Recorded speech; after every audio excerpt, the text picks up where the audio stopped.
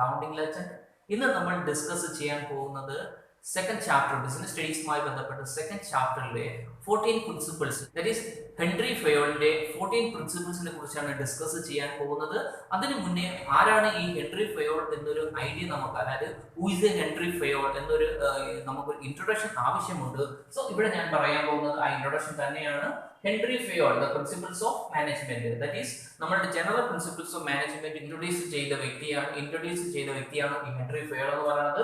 അതുകൊണ്ട് തന്നെ നമ്മൾ ഈ വ്യക്തി എന്താണ് അറിയപ്പെടുന്നത്? The father of modern principles of management. Modern പ്രിൻസിപ്പിൾസിന്റെ മാനേജ്മെന്റിന്റെ ഫാദർ എന്നാണ് ഈ ഹെൻറി ഫയോളിനെ നമ്മൾ അറിയപ്പെടുന്നത്.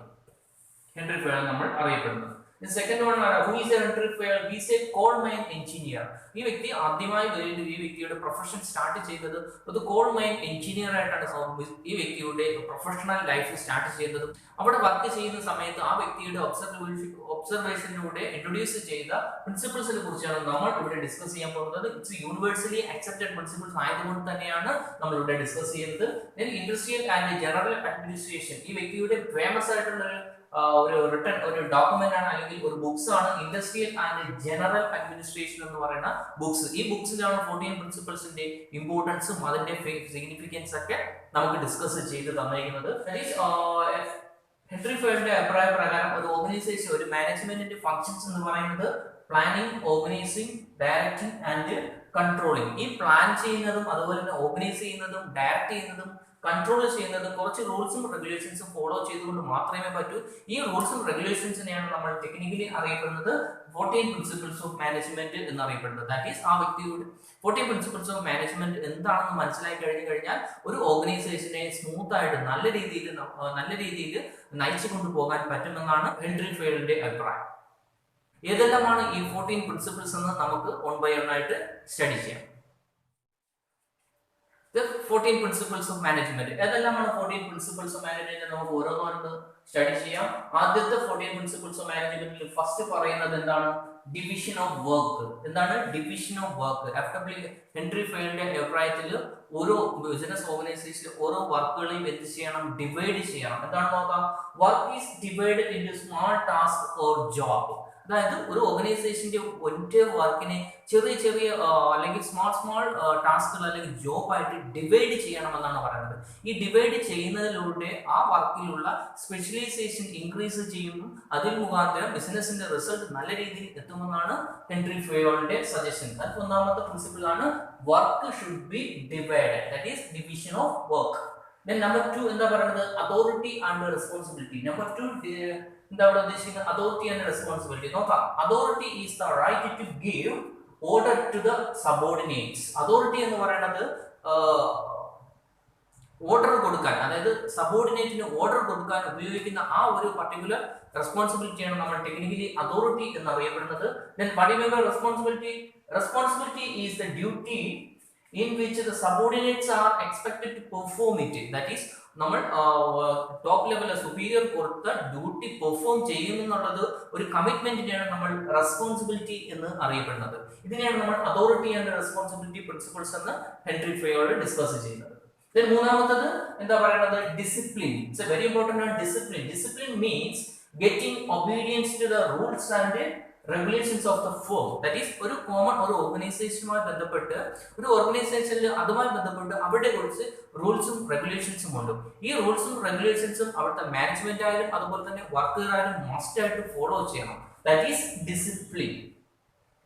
നാലാമത്തെ എന്താ പറയുന്നത്? നാലാമത്തെ പ്രിൻസിപ്പിൾസ് പറയുന്നത് unity of command. What you mean by unity of command? The employee should receive order from one superior only. That is unity of command. ൽ അവിടെ പറയുന്നത് ഒരു എംപ്ലോയി അല്ലെങ്കിൽ ഒരു വർക്കർ ഓർഡർ സ്വീകരിക്കുന്നത് only one superior ആയിരിക്കണം. Different superior ആയി കഴിഞ്ഞാൽ കൊളീഷൻ ഉണ്ടാവും, വർക്കറിന് കൺഫ്യൂഷൻ ഉണ്ടാവും. ഇത് അവോയ്ഡ് ചെയ്യാൻ വേണ്ടിക്ക് ഒരു സുപ്പീരിയറിൽ നിന്ന് മാത്രമേ ഇൻസ്ട്രക്ഷൻസ് റിസീവ് ചെയ്യാൻ പാടുള്ളൂ എന്നാണ് ഹെൻറി ഫയോൾ പറഞ്ഞത്. ഇതിനെയാണ് നമ്മൾ അറിയപ്പെടുന്നത് യൂണിറ്റി ഓഫ് കമാൻഡ് എന്ന് അറിയപ്പെടുന്നത്. അഞ്ചാമത്തെ പ്രിൻസിപ്പിൾസ് എന്താ ഡിസ്കസ് ചെയ്യുന്നത്? Unity of direction. എന്താ മീൻ ചെയ്യുന്നത് unity of direction? A group of activity having the same objectives. A group of activity having the same objectives ആണ്. അതായത് ഒരു വർക്ക് അല്ലെങ്കിൽ ഒരു ഗ്രൂപ്പിലെ ഒബ്ജക്റ്റ് എന്ന് പറയുന്നത് സെയിം ആയിരിക്കും, ഒരു സെയിം ലക്ഷ്യത്തിലോട്ടായിരിക്കും വർക്ക് ചെയ്യേണ്ടത്. ഈ സെയിം ലക്ഷ്യത്തിലോട്ട് വർക്ക് ചെയ്യുമ്പോൾ എല്ലാവരും ഓരോ ലെവലിൽ തന്നെ ചിന്തിക്കുകയും ഓരോ ലെവലിൽ തന്നെ മുന്നോട്ട് പോവുകയും ചെയ്യണം. ഇതിനെയാണ് നമ്മൾ ടെക്നിക്കലി അറിയപ്പെടുന്നത് യൂണിറ്റി ഓഫ് ഡയറക്ഷൻ. സാധാരണ പരീക്ഷാ വ്യൂ പോയിന്റിൽ ഇത് രണ്ടും ഡിഫറൻസുകൾ ചോദിക്കാറുണ്ട്. What you mean by unity of command and unit, what is the difference between unity of command and unity of directions? ഇത് നമുക്ക് കൊളീഷൻ സംഭവിക്കാൻ പറ്റുന്ന ഒരു പ്രിൻസിപ്പിൾസ് ആണ്. സോ ക്ലിയർ ആയിട്ട് മനസ്സിലാക്കാൻ ശ്രമിക്കുക. ആറാമത്തെ പ്രിൻസിപ്പിൾസ് എന്താ പറയുന്നത്? Subordination of individual interest to general interest. ഒരു ഗ്രൂപ്പിൽ വർക്ക് ചെയ്യുമ്പോൾ, ഒരു ഓർഗനൈസേഷനിൽ വർക്ക് ചെയ്യുമ്പോൾ ആ ഓർഗനൈസേഷനുമായി ബന്ധപ്പെട്ട് അവർക്കൊരു ഇൻട്രസ്റ്റ് ഉണ്ടായിരിക്കും, ഒരു ലക്ഷ്യമുണ്ടായിരിക്കും.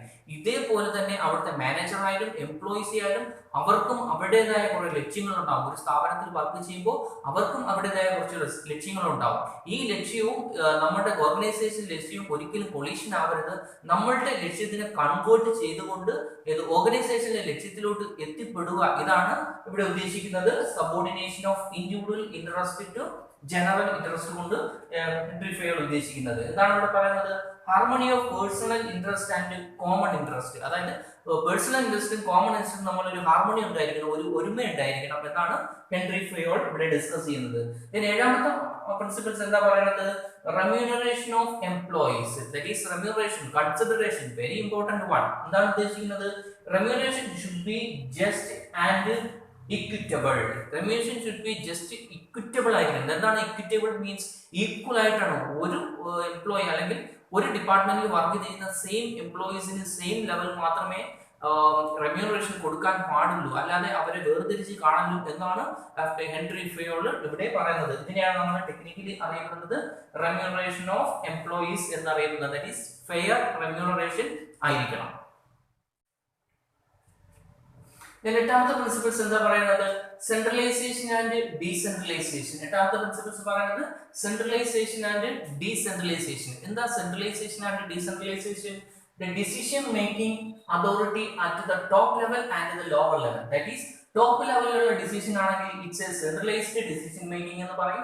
എന്നാൽ നേരെ മറിച്ച് ലോവർ ലെവലിലുള്ള ഡിസിഷൻ മേക്കിംഗ് ആണെങ്കിൽ ഇതിനെ നമ്മൾ അറിയപ്പെടുന്നത് ഡീസെൻട്രലൈസ്ഡ് ഡിസിഷൻ മേക്കിംഗ് എന്നാണ് അറിയപ്പെടുന്നത്. ദാറ്റ് ഈസ് മാനേജേഴ്സ് ഡിസൈഡ് ചെയ്യുന്നത് ടോപ്പ് ലെവൽ അതോറിറ്റി ഡിസൈഡ് ചെയ്യുന്നത് പോലെ തന്നെയാണ് ബോട്ടം ലെവൽ ഫോളോ ചെയ്യുന്നുണ്ടെങ്കിൽ ഇതിനെയാണ് നമ്മൾ ടെക്നിക്കലി അറിയപ്പെടുന്നത് സെൻട്രലൈസേഷൻ എന്ന് പറയപ്പെടുന്നത്.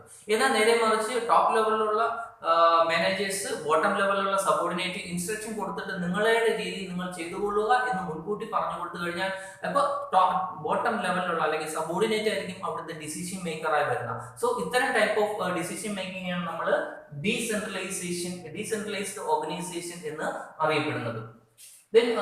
എട്ടാമത്തെ പ്രിൻസിപ്പിൾസ് എന്താ പറയുന്നത്? Scalar chain. സ്കാലാർ ചെയിൻ എന്താ? സ്കാലാർ ചെയിൻ കൊണ്ട് മീൻ ചെയ്യുന്നത് the chain of superior ranking from the ultimate authority to the lowest level in the concern. അതായത് ഒരു ബിസിനസ് സ്ഥാപനത്തിലെ അൾട്ടിമേറ്റ് അതായത് ഫ്ലോ എന്ന് പറയുന്നത് നമ്മളുടെ അതോറിറ്റി റെസ്പോൺസിബിലിറ്റി ഫ്ലോ എന്ന് പറയുന്നത് ടോപ്പ് ലെവലിൽ നിന്നും ബോട്ടം ലെവലിലോട്ട് തന്നെ വരണം. ഇതുപോലെ തന്നെ ബോട്ടം ലെവലിൽ നിന്നും റെസ്പോൺസിബിലിറ്റി ടോപ്പ് ലെവലിലോട്ട് തന്നെ പോകണം. ഇതിനെയാണ് നമ്മൾ ടെക്നിക്കലി അറിയപ്പെടുന്നത് സ്കാലാർ ചെയിൻ എന്ന് അറിയപ്പെടുന്നത്. എങ്കിൽ സെയിം ഡിപ്പാർട്ട്മെന്റിലുള്ള വർക്കേഴ്സ് തമ്മിൽ കമ്മ്യൂണിക്കേറ്റ് ചെയ്യാനുള്ള ഒരു ഓപ്ഷൻ ഉണ്ട്. ഇതിനെയാണ് നമ്മൾ ടെക്നിക്കലി അറിയപ്പെടുന്നത് ഗാങ് പ്ലാങ്ക് എന്ന് അറിയപ്പെടാറുണ്ട്. സാധാരണ പരീക്ഷ വ്യൂ പോയിന്റിൽ എപ്പോഴും ചോദിക്കുന്ന ഒരു ക്വസ്റ്റ്യൻ ആണ് what you mean by gang plank. Gang plank എന്ന് പറഞ്ഞാൽ സെയിം ഡിപ്പാർട്ട്മെന്റ് അല്ലെങ്കിൽ രണ്ട് ഡിപ്പാർട്ട്മെന്റിലെ സെയിം ഹെഡുകൾ തമ്മിൽ കമ്മ്യൂണിക്കേറ്റ് ചെയ്യാനുള്ള ഒരു ഓപ്ഷനും ഈ സ്കാലാർ ചെയിനിൽ പ്രൊവൈഡ് ചെയ്യുന്നുണ്ട്. പത്താമത് എന്താ പറയുന്നത്? ഓർഡർ. എന്താണ് order? Order is the arrangement of things and persons in the proper place. That is order means ഓരോ വർക്കുകളും എക്സിക്യൂട്ട് ചെയ്യുന്നത് ഒരു സീക്വൻഷ്യൽ വേയിലൂടെയാണ്. ഈ സീക്വൻഷ്യൽ വേയിലൂടെ തന്നെയായിരിക്കണം ആ സ്ഥാപനത്തിന്റെ കാര്യങ്ങളെല്ലാം മുന്നോട്ട് പോകേണ്ടത്. ഇൻ കേസ് ഇങ്ങനെ ഇടയ്ക്ക് കയറി എന്തെങ്കിലും ഇഷ്യൂസ് ഉണ്ടായി കഴിഞ്ഞാൽ നമ്മളുടെ മാനേജ്മെന്റിനും അല്ലെങ്കിൽ സബോർഡിനേറ്റ്സിനും കൺഫ്യൂഷൻ ഉണ്ടാവാൻ ചാൻസ് ഉണ്ട്. ഇതുപോലെ മെയിൻ ആയിട്ട് ഉദ്ദേശിക്കുന്നത് അവിടുത്തെ പേഴ്സണലും ഒരു ഓർഡർ ആയിരിക്കണം. പിന്നെ ഇതുപോലെ തന്നെ അവിടുത്തെ മിഷനറി ഓപ്പറേഷൻസും ഒരു പർട്ടിക്കുലർ ഓർഡർ തന്നെ മുന്നോട്ട് കൊണ്ടുപോകാൻ പാടുള്ളൂ. പതിനൊന്നാമത്തെ എന്താ പറയുന്നത്? ഇക്വിറ്റി. എന്താണ് equity? Means a fair and just treatment is ensured to people in similar position. നമ്മൾ ഓൾറെഡി നേരത്തെ പറഞ്ഞു എന്താണ് ഫെയർ റെമ്യൂണറേഷൻ എന്ന് പറയുന്നത്. ഒരു സെയിം ലെവലിൽ വർക്ക് ചെയ്യുന്ന എംപ്ലോയീസിന് അല്ലെങ്കിൽ സബോർഡിനേറ്റിന് അല്ലെങ്കിൽ മാനേജേഴ്സിന് സെയിം ലെവലിലുള്ള ട്രീറ്റ്മെന്റ് ആയിരിക്കണം. അല്ലെങ്കിൽ ഏർണിങ്സ് കൊടുക്കുന്നതിൽ ഡിഫറെന്റ് ആയിട്ട് കാണാൻ പാടില്ല. എല്ലാവരും തുല്യരായിട്ട് തന്നെ ട്രീറ്റ് ചെയ്യണം എന്നാണ് ഹെൻറി ഫെയൽ പറയുന്നത്. That is equity. ദെൻ അടുത്ത എന്ത് പറയുന്നത് എന്താണ്? 12ാമത്തത് stability of tenure of persons. എന്താണ് stability of tenure of persons?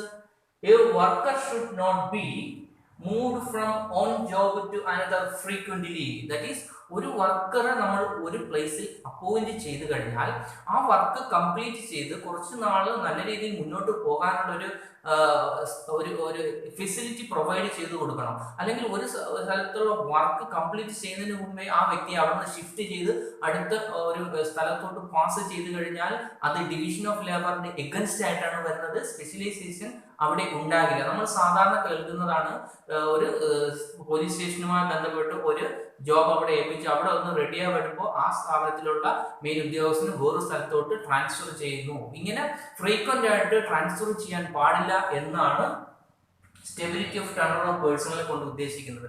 ഇങ്ങനെ പോയി കഴിഞ്ഞാൽ ഓട്ടോമാറ്റിക്കായിട്ട് ആ പർട്ടിക്കുലർ വർക്കർ ആ സ്ഥാപനവുമായി ബന്ധപ്പെട്ട ഒരു കമ്മിറ്റ്മെന്റ് കുറയുകയും അതിൽ നിന്ന് വിട്ടുപോയി വേറെ സ്ഥാപനത്തിൽ ജോയിൻ ചെയ്യാനുള്ള ഒരു ഫെസിലിറ്റി ഉണ്ട് എന്നാണ് ഹെൻറി ഫെയോൾ ഇവിടെ ഡിസ്കസ് ചെയ്യുന്നത്. അതിനുള്ളൊരു ചാൻസ് നമ്മൾ കൊടുക്കരുത്.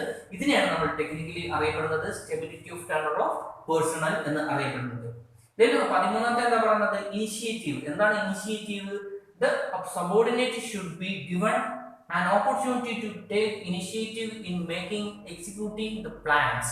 നമ്മൾ നേരത്തെ പറഞ്ഞ centralisation and decentralisation. That is ഒരു ഓർഗനൈസേഷനിൽ കംപ്ലീറ്റ് ആയിട്ട് സെൻട്രലൈസേഷൻ ആവാൻ പാടില്ല, ഇതുപോലെ തന്നെ കംപ്ലീറ്റ് ആയിട്ട് ഡീസെൻട്രലൈസേഷൻ ആവാൻ പാടില്ല, മിക്സ് ആയിരിക്കണം. ഇതുപോലെ തന്നെയാണ് നമ്മൾ വർക്കുകളെല്ലാം നമ്മൾ ഓർഡർ ചെയ്ത് കൊടുക്കുന്നത് പോലെ ആയിരിക്കില്ല ചെയ്യേണ്ടത്. ചില സമയങ്ങളിൽ നമ്മൾ സബോർഡിനേറ്റിനെയും ഈ പ്ലാനിങ്ങിലും എക്സിക്യൂഷനിലും പാർട്ടിസിപ്പേറ്റ് ചെയ്യണം. എങ്കിൽ മാത്രമേ അവർക്ക് മുന്നോട്ടുള്ള രീതിയിൽ അവർക്കൊരു സാറ്റിസ്ഫാക്ഷൻ ഉണ്ടാവും, വർക്കുമായി ബന്ധപ്പെട്ട് സാറ്റിസ്ഫാക്ഷൻ ഉണ്ടാക്കുകയുള്ളൂ എന്നാണ് ഹെൻറി ഫെയോൾ പറയുന്നത്. ഇതിനെയാണ് നമ്മൾ ടെക്നിക്കലി അറിയപ്പെടുന്നത് ഇനിഷ്യേറ്റീവ്. അവർക്കും ഒരു ചാൻസ് കൊടുക്കണം എന്നാണ് പറയുന്നത്. ദി ലാസ്റ്റ് പ്രിൻസിപ്പിൾസ് എന്താ പറയുന്നത്? Explicit D corps. എന്താണ് കോപ്സ്? മീൻസ് നമ്മുടെ ചൈനീസ് ഭാഷയിൽ പറഞ്ഞ കോപ്സ് എന്ന് വെച്ചാൽ പോലീസ് എന്നാണ്. ദാറ്റ് ഈസ് അവർ പോലീസിന്റെ ചിട്ടയായ രീതിയിലുള്ള ഒരു അവരുടെ പോലീസ് സ്റ്റേഷൻ മാർച്ച് ഒക്കെ നടത്തുമ്പോൾ നമുക്കറിയാം അവർ നല്ല കറക്റ്റ് ആയിട്ട് ഒരു തെറ്റും കൂടാതെ അല്ലെങ്കിൽ നല്ല രീതിയിലുള്ള ഒരു ഡിസിപ്ലിൻ ആയിട്ടായിരിക്കും അവർ മുന്നോട്ട് കൊണ്ടുപോകുന്നത്. അതാണ് ഇവിടെ ഉദ്ദേശിക്കുന്നത്. ഒരു സ്ഥാപനത്തില് വർക്കേഴ്സ് എല്ലാം നല്ല രീതിയിൽ കോർഡിനേറ്റ് ചെയ്ത് കൊണ്ടുപോകണം. എന്താ പറയുന്നത്? there should be a coordination and team work among the members of the organisation. ഒരു മെമ്പേഴ്സിന്റെ ടീം വർക്കും കോർഡിനേഷൻ കൊണ്ട് മാത്രമേ ബിസിനസ് സ്ഥാപനത്തിന്റെ എൻഡ് റിസൾട്ട് അച്ചീവ് ചെയ്യാൻ പറ്റുകയുള്ളൂ. അതിനെയാണ് നമ്മൾ ടെക്നിക്കലി അറിയപ്പെടുന്നത് എക്സ്പ്ലിസിറ്റ് ഡി കോപ്സ് എന്ന് അറിയപ്പെടുന്നത്. ഇങ്ങനെ ഒരു 14 പ്രിൻസിപ്പിൾസ് ഫോളോ ചെയ്ത് കഴിഞ്ഞാൽ ആ സ്ഥാപനവുമായി ബന്ധപ്പെട്ട functions of management, that is planning, organising, directing and controlling, ഇതെല്ലാം നമ്മൾക്ക് നല്ല രീതിയിൽ സ്മൂത്ത് ആയിട്ട് കൊണ്ടുപോകാൻ പറ്റും എന്നാണ് ഹെൻറി ഫെയോളിന്റെ അഭിപ്രായം.